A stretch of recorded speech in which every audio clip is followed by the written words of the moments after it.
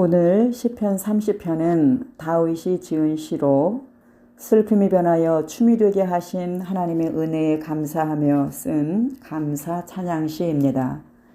또 성전 낙성가라는 표제가 있는데 다윗은 성전을 건축하지 않았기 때문에 아마도 바벨론 포로 귀환 후에 다시 재건된 성전 봉헌식에서 부른 시편으로 여겨집니다.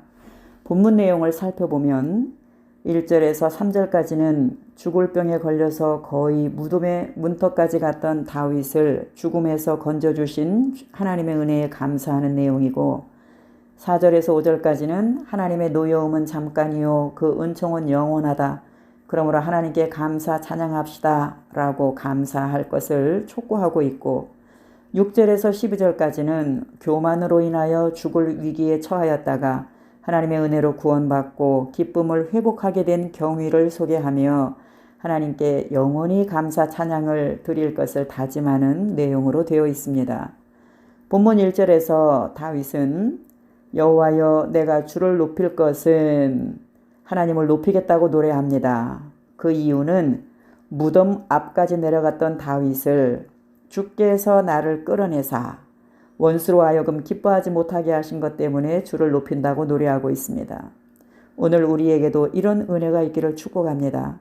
근심의 자리에서 문제 가운데에서 우리를 끌어내어 주시는 주님의 축복이 우리 모두에게 임할 것을 믿습니다. 그럼 다윗은 어떻게 이런 은혜를 입었습니까? 여호와 내 하나님이여 내가 주께 부르짖음에 나를 고치셨나이다. 여러분, 믿음의 사람들이 고난 가운데 처하면 정말 죽도록 기도해야 합니다. 믿음의 사람들이 잘못되면 악한 사단 마귀들이 춤을 춥니다. 다윗의 대적들도 다윗이 죽기만을 학수고대하였습니다. 그런데 이 죽음 가운데 있던 다윗이 하나님께 부르짖음에 하나님께서 다윗의 기도를 들으시고 다윗을 고쳐주신 것입니다. 성도 여러분, 우리도 세상을 살아가다 보면 많은 위기를 만납니다. 질병으로 또 경제적인 문제로 또 자녀들의 문제 등등 이런 어려움을 만나면 절망하고 낙심합니다. 그 고통은 말로 다할 수가 없습니다.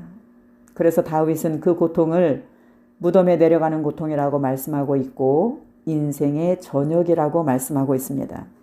그런데 이런 위기들이 하나님의 은혜를 체험할 수 있는 절호의 기회가 된다는 것도 알아야 합니다.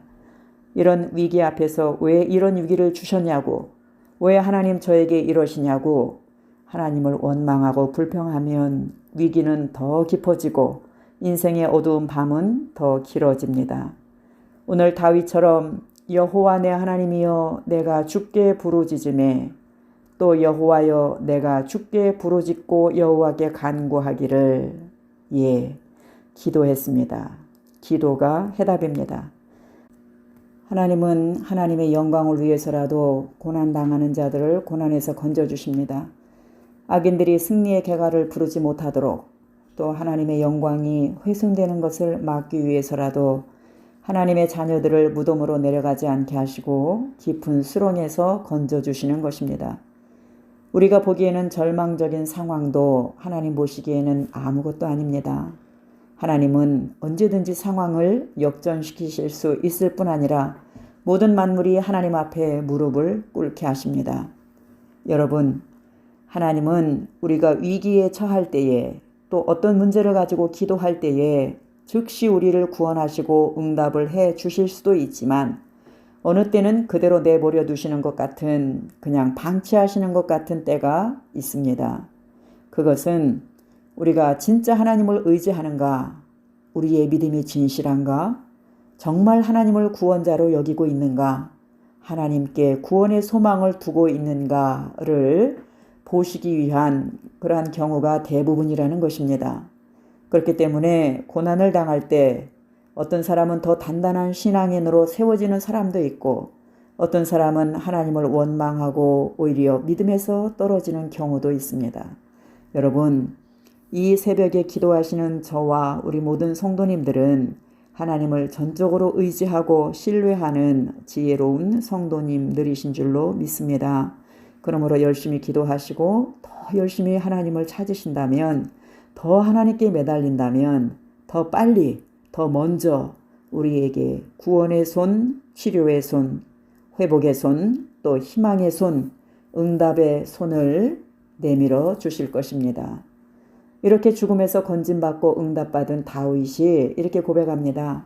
11절 12절에 주께서 나의 슬픔이 변하여 내게 춤이 되게 하시며 나의 베옷을 벗기고 기쁨으로 띠우셨나이다. 이는 잠잠하지 아니하고 내 영광으로 주를 찬송하게 하심이니 여호와 나의 하나님이여 내가 주께 영원히 감사하리이다. 지금까지 다윗의 삶은 죽을 병으로 인하여 많은 대적들로부터 조롱을 당한 가운데 슬픈 베옷을 입어야 했습니다. 기쁨의 자리보다 울음이 기숙하는 처지에 놓였었습니다. 하나님의 은혜 가운데 있을 때는 형통했는데 하나님의 은혜를 잃어버리고 나니까 근심 가운데 머무는 자가 되었다는 것입니다.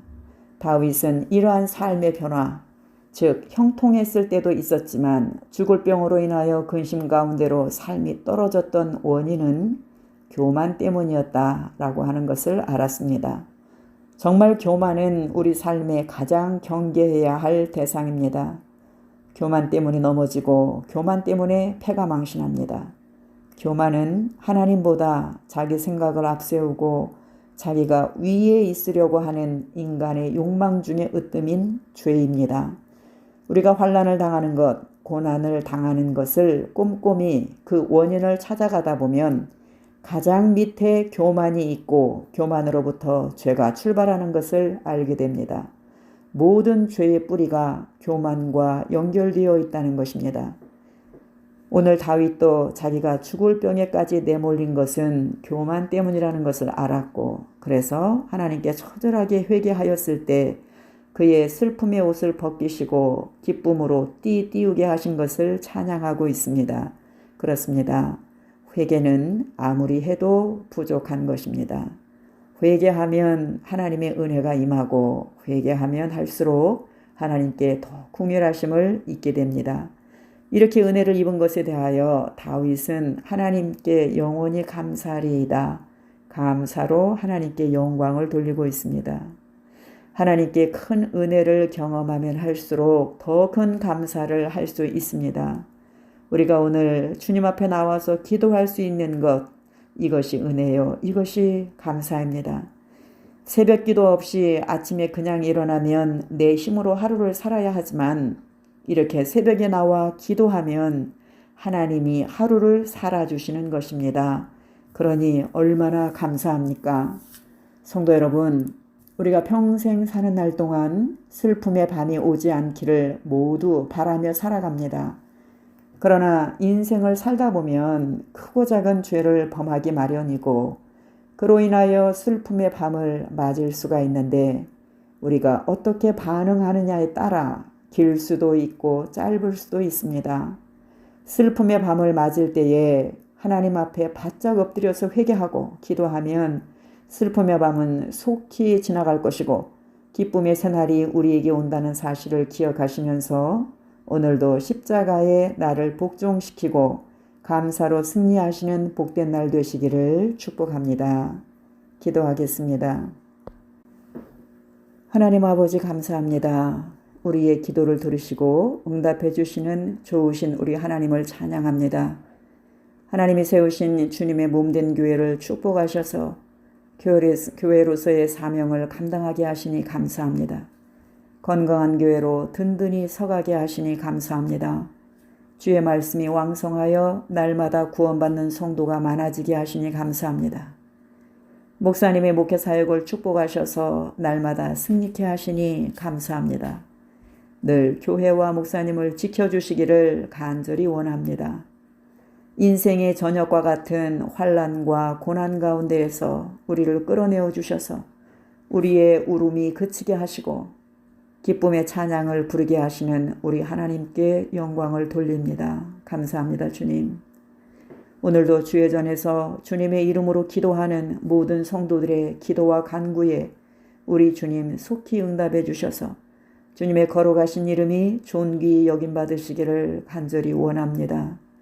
또한 육신의 고통 가운데 있는 우리 성도들을 불쌍히 여기사 치료의 은혜를 베풀어 주시기를 간절히 원하오며 예수님의 이름으로 기도했습니다. 아멘. 이제 말씀을 생각하시면서 다 같이 기도하시겠습니다.